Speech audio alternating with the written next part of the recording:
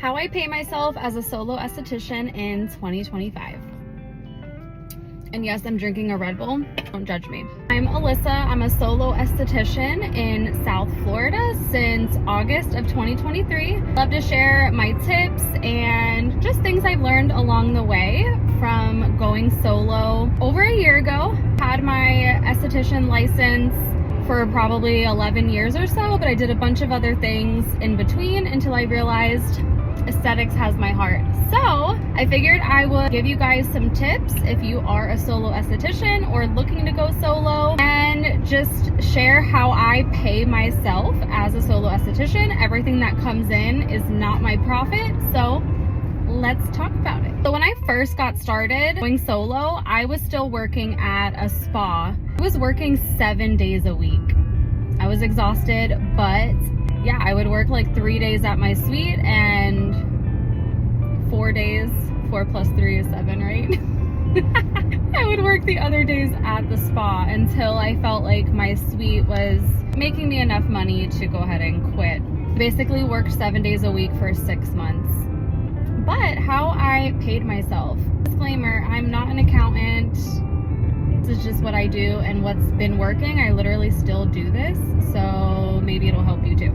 Basically, in the beginning, once I decided to start paying myself, because there was a time where I wasn't paying myself, I was just able to pay my suite rent.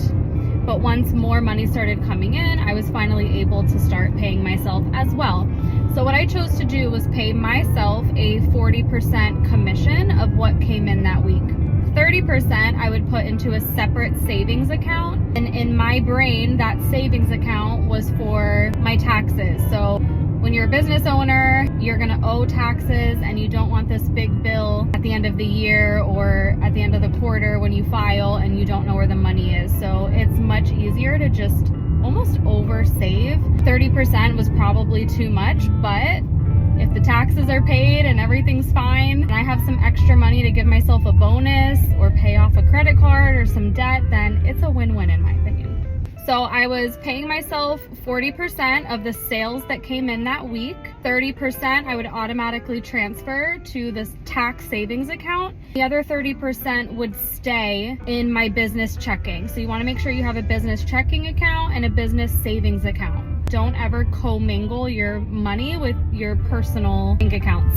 Here's an example. Let's say that week the sales that came in were $2,000. Not all your profit, right? So what I would do is I would take that $2,000, and you could either write this down in a notebook or just make a note in your phone. That's what I do. $2,000, and I would automatically subtract my rent. My suite rent is $325 a week. So I want to deduct that right from the top because that is one of my expenses. I don't pay for any other utilities or Wi-Fi. If I did, that would all be included in this subtraction. But for me, all I owe is the $325 a week. 2,000 minus 325, which would be 1,675. So I would take that 1,675 number and start calculating. First, I would do my 40% commission so I know what to pay myself. So 1,675, you would times 0.40. So that's how you get 40% of the number. 1,675 times 0.40 will give me what I get to pay myself that week. So 40% of 1,675 is $670. So that's how much I would transfer from my business checking account to my personal checking account. I basically would call this an owner's draw. At that point in my business, I wasn't on like a payroll yet or anything fancy. I was just literally selling myself owner's draws. And then you would go back to that 1,675 number, and now you want to, let's say you want to do 30% like I was doing into your tax savings account. You do 1,675 times 0.30 to get your 30% number. And once I got that number, I would then transfer it to the tax account already put aside. And then you don't really have to calculate the remaining 30% because that's just the remaining and it's gonna stay in the business checking. So 40% plus 30 and the other 30 equals 100%. So that is all the money that came in that week. So later, as I got busier and more income was coming in, I decided to give myself a little bit of a raise. So now, instead of paying myself 40%, I pay myself 50% of what came in that week. Since I upped that number, I had to adjust my tax savings number to 25%, because 50 plus 25% plus the remaining 25% gives you 100% of what came in that week. I really hope this is making sense and helps someone, because I was really lost in the beginning. I was like, how in the world do I pay myself? In a nutshell, figure out your numbers, how much you realistically can pay yourself. Consult with an accountant if you are a small business owner. You need an accountant, specifically one maybe that specializes in small business.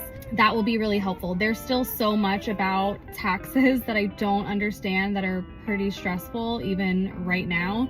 You've got to file all the business taxes, and then you got to do your personal, and then eventually if your business is making a certain amount of money, you could file to become an S Corp. And when you become an S Corp, you go on a payroll, and it's a lot, but don't let that discourage you from starting.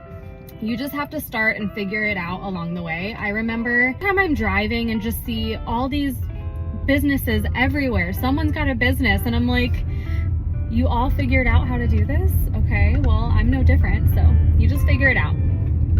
So hopefully this helps other estheticians out there. You don't have to duplicate exactly how I did it, but it will definitely save you the headache of not having the money for taxes. And if you get a little bonus because you oversaved, then that's better than trying to figure out where to find the money.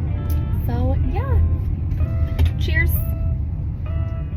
Again, don't judge me. I love the blueberry Red Bull.